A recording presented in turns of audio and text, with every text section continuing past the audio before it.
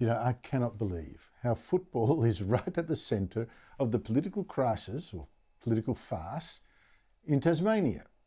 Today, Tasmania's Parliament passed the vote of no confidence in Liberal Premier Jeremy Rockliff, forcing him to quit or indeed to call a snap election, which is what he's going to do. But the football, I mean, it's not just that Rockliff was being monstered for letting the price of a new football stadium in Hobart blow out by more than $200 million. And this is because the Ritzy Stadium demanded by the AFL as a condition of letting Tasmania have its own AFL team. Today, the Speaker, who's actually a Labor MP, because the Liberals don't have enough members of their own in this coalition, whatever, cast her deciding vote against Rockliff, despite knowing that forcing him to the polls could kill the whole deal. So she pleaded with the MPs not to let it. I am also very mindful that the future of the AFL teams will be tested by the decisions and actions of the next few weeks. I support the team, but members of this House should not underestimate the passion. Oh, for heaven's sake, what are the priorities in Tasmania, or in this country, really? So Tasmania's off to the polls again, just 14 months after the last state election, because Rockliff wasn't going to let some other Liberals simply replace him. And I'll be damned if the Labor Party is going to choose the leader of the Liberal Party that I love. Joining me is our Thursday regular commentator, Nationals MP Barnaby Joyce, the former Deputy Prime Minister. Barnaby, great to see you. I mean, when you look at this crisis in Tasmania, don't you think too, what is this country coming to? Well, you see that in so many areas, don't you, Andrew? Like we see it in other areas where apparently net zero is more important than the defence of our nation. That the government in Tasmania is now, it's all about whether a football team's going to, an AFL team's going to play, and this sort of peculiarity of I'm going to bring down the government, but I still support the football team, which is where the Speaker was. And there's always this idea to try and look over here because the actual real problems that are at foot are beyond the scope of the government to fix. I mean, how are we dealing at a national level with the cost of living crisis? Like people believe it's all over. It's not over. It's roaring ahead. Price of power roaring ahead. And down there, it's a football team. And what is going to be the outcome of this, really? If it's genuine in Tasmania, the football team playing in Tasmania is dead. It's over. It's finished. Honestly, to spend nearly $1 billion in that little tiny state on a new football ground just to get an AFL team, it's just seriously skew whiff. Barnaby, the Albanese governor's meanwhile running out of money as well.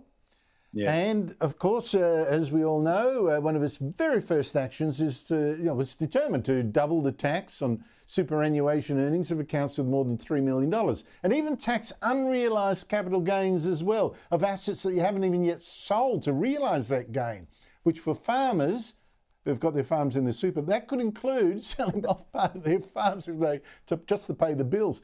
The Prime Minister is getting hammered on this because this does not apply to his own super, any defined benefit super, whatever the government claims. Here he is today, again, by the way, a bit tetchy. So is it fair though for those farmers? What we need to do is to make sure that our superannuation system is fair. That is what we are setting about to do. What are you making of all this, Barnaby? Well, let's call for what it is. This is death duties where you don't have to die. What happened with death duties in the past is people had to pay probate on an asset they had no intention to sell. And so they couldn't find the money, so they had to sell the asset. Or they were just in mountains of debt, struggled along, suffered along, and then ultimately got sold up. What we're having here is if you've got a farm that's in a super fund, and to be quite frank, a lot of farms that are multi-generational, it might be a $10 million property, but their family's got no intention whatsoever of selling it. It is in their blood. So lately we've been having an 18% increase in the value of land because they're just not making any land around the globe and the world's running out of food. So that would mean you had a $1.8 million unrealised capital gain.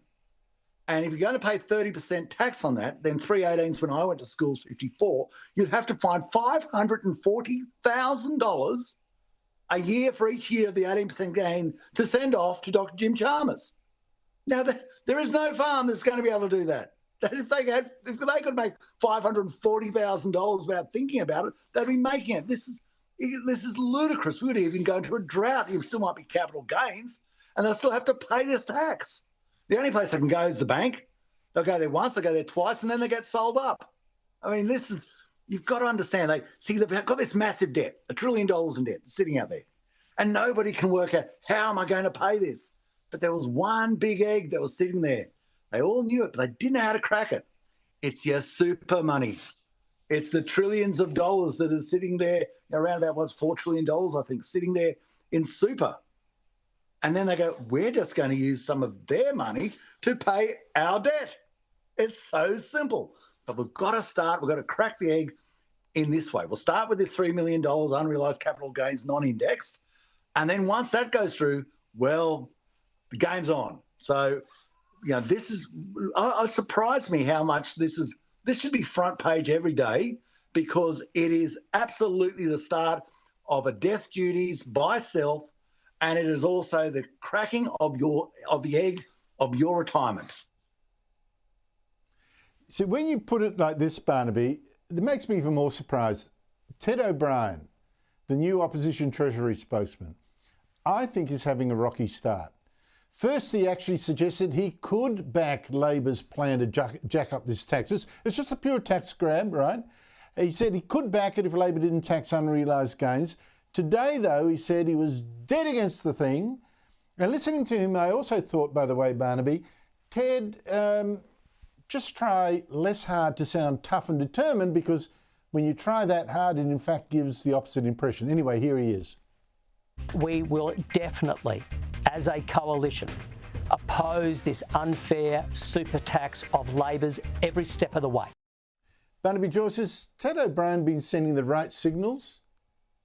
Well, I'll let Ted speak for himself, but what I can say is there are so many people, even when I walk down Peel Street in Tamworth, you say, whoa, we can't support this. This is precisely what I just said. They said, you've just cracked the egg of our savings. We know where you're off to. That's correct. Of course, it's just death duties by stealth. Only this time you don't have to die.